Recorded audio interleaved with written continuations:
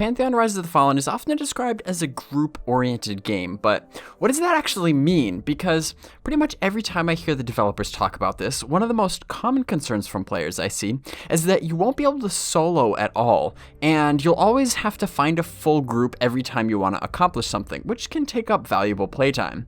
Now, I actually briefly addressed this in my 5 Myths About Pantheon Debunked video, but that was a while ago, and since then we've learned a little bit more about the developers' plans for this, so I think this topic deserves a closer look. This is BazgrimTV. Learn, laugh, level up. As the title of this video suggests, the primary question we're going to be digging in today is whether or not you'll be able to solo in Pantheon. And I know that the game's development process can sometimes be hard to keep track of, and topics like this can sometimes be confusing, so that's why I've done all the hard work for you to pool developer quotes from different sources together on certain topics and compile them into easy to understand videos like this one. And if you want more Pantheon coverage like this, hit the subscribe button now because there's a lot more on the way. But with that, let's cut straight to the chase and go to the official FAQ on the Pantheon website just to get a baseline for this discussion. Quote, yes, while most content will be designed for groups, there will typically also be content that is soloable. Some classes may solo better than other classes, end quote. So that's a good start, but that's still pretty vague, so let's try to unpack this a little bit more. First of all, this doesn't mean that there will only be a little bit of content that will be soloable, and if you choose to solo, you'll essentially be locked out of the majority of the content. That's not the case. You could theoretically solo anything, but you don't need to take my word for it. Visionary Realms creative director Chris Choppa Perkins recently joined producer Ben Dean on the Twitch channel of popular streamer CoCarnage to explain what Pantheon is to people who had never heard of it before, and to give a brief update about where it's at in development.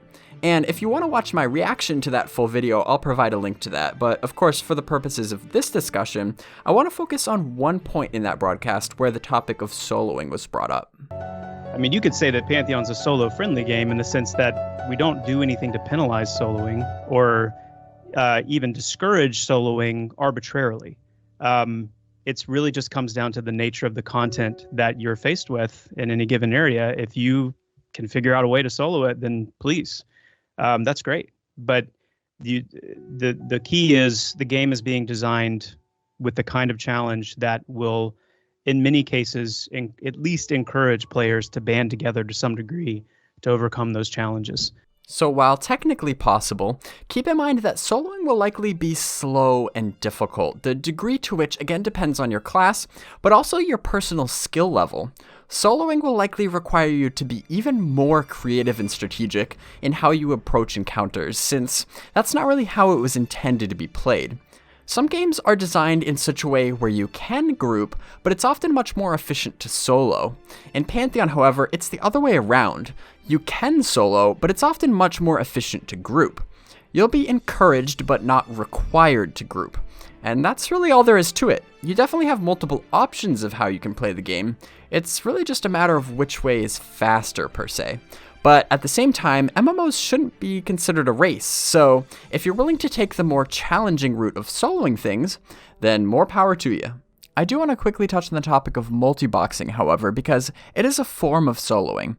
If you don't already know, multi-boxing is when one person simultaneously controls multiple characters on multiple accounts. I'm not talking about botting or anything like that. This is just what some people like to do when they want the power of a full group, but don't have any other real people to play with. But as Joppa describes in this clip from a developer roundtable, if multiboxing is an easy way to complete content, then it can quickly turn the game anti-social. I think we're going to be moving towards more of a hardline approach to prohibit that behavior, because the concern is that it poses too much of a risk to the core values of the game. Being built on that social cooperative spirit, we want to create a living world where players depend on each other and form those social bonds by leaning on other actual players to bring the answer or the solution or the help that particular race and class and player is able to bring. So multi-boxing it's another form of soloing, but but it bypasses, if you're able to bypass game systems without depending on other players to do so, like the question refers to those class-specific utility abilities.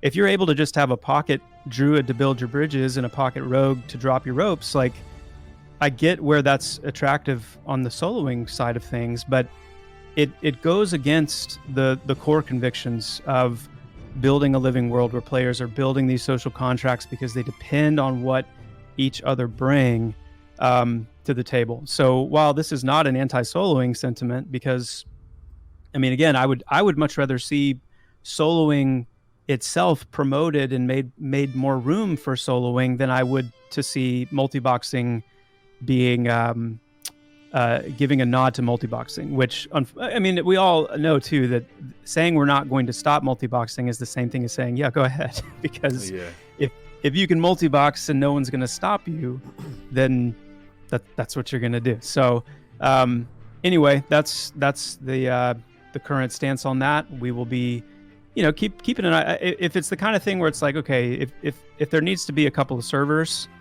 I think it's a little bit of a stretch. But if there needs to be a couple of servers that exist that are multi-boxing friendly, sure. But when it comes to the core game, when it comes to the mainline experience of playing Pantheon and what we are doing as developers to support and maintain those convictions, that's absolutely our approach. Okay, so I think we've pretty well established that you'll definitely be able to find a way to solo in Pantheon, but not multi-box, and it will still probably just be better and more enjoyable if you're in a group. But I've also seen a lot of people say, okay, well, does that mean that every time I want to play, I have to call up 3 to 5 of my friends and hope they're available to play too, like it's a D&D session? And if not, then I have to solo? Well, not necessarily. Even though CoCarnage isn't a developer for Pantheon, he does have a ton of experience with social MMOs like this, and back in that broadcast with Joppa and Ben Dean, he made an excellent point about how these types of community-oriented MMOs usually work. You come to a zone by yourself, you don't have any friends with you, you start shouting in the public channels, hey, I'm looking for a group, you join a group of random people you've never met, you get to know them, maybe you friend a couple of them, so the next time you're in that group, you notice names in the chat. It's the kind of thing where you don't need to go in with a group. You don't even need friends. And I know it's scary to socialize. I see that in chat. I know it's scary. But at the same time, you can have great interactions, meaningful relationships. Everyone you talk to in the game, you have this big commonality with because you're all playing the same game. You're experiencing the same world. So it's not quite the same to say you can't play the game solo. You can definitely go in solo, but it is a more social-oriented game. So something to think about there. And that's all very true, but I feel like it would be kind of irresponsible for me to just leave it at that, because I know for a fact that some of you watching this right now are interested in Pantheon, but you feel like you just don't have enough time to group with people anymore, and you feel like soloing is your only option then. But maybe soloing just isn't fun for you, and because we ultimately play these games to have fun, sadly I see a lot of people come to the premature conclusion that maybe Pantheon just isn't for them, and it's only for people who are either really good at soloing or can group for 6+ hours a day. Maybe you only have a couple of hours a day to play, and you think that you'll waste half that time trying to even find a group in the first place. And even if you do find a group, you're afraid you'll just inconvenience them if you have to leave before the adventure is done. Or maybe after years of playing MMOs, you've just become jaded, and you're convinced that every time you group with random strangers, at least one of them is going to be some try-hard named Glenn who likes to run off on his own, get himself killed, yell at the healer, and then rage quit the group. Not that that's ever happened to me before. If this is at all relatable to you, then I would be remiss if I didn't take this opportunity to bring up the fact that the developers are keeping players like you in mind as well. In July 2019, Visionary Realms Chief Creative Officer Brad McQuaid appeared on the Countdown to Classic podcast, where he explained some of the tools the team is working to implement that will assist players with finding new, genuine friends and groups within the game. If we're going to go ahead and do that, then we really we place a responsibility on ourselves, and that is twofold. One, that you can find a group to group with, and two, that we help you keep that group together. So let me address the first. So finding a group. and that's part of onboarding, bringing people into the game, making them feel at home, making them feel part of the community. There's lots of little ways we can do that, but there's one big way I can talk about today, and that is there's going to be a matchmaking system, and your players are going to be encouraged when they create a character to fill out this group matchmaking system. Now, they don't have to, and they don't have to answer all the questions, but there'll be some basic ones like, what time zone are you in? When do you usually play? Are you a hardcore player that likes to play, 6 hours sessions, or do you only have 2 hours every night, or do you only play Monday, Wednesday, Friday? Basic stuff like that. But then, and again, this is optional, there'll be all sorts of questions about not just in-game what your preferences are and how you like to play, but what you're interested in outside of the game. What are your hobbies? What are you into? What makes you passionate? What drives you forward? And the idea here is to bring people together that have similar personality types, both in-game and outside of the game, and to create those friendships. I run into people all the time, and they've met their spouse in a game that I've worked on, or they've met friends, or they're still involved in a guild even if that guild's not active, and they still have this relationship 15, 20 years later.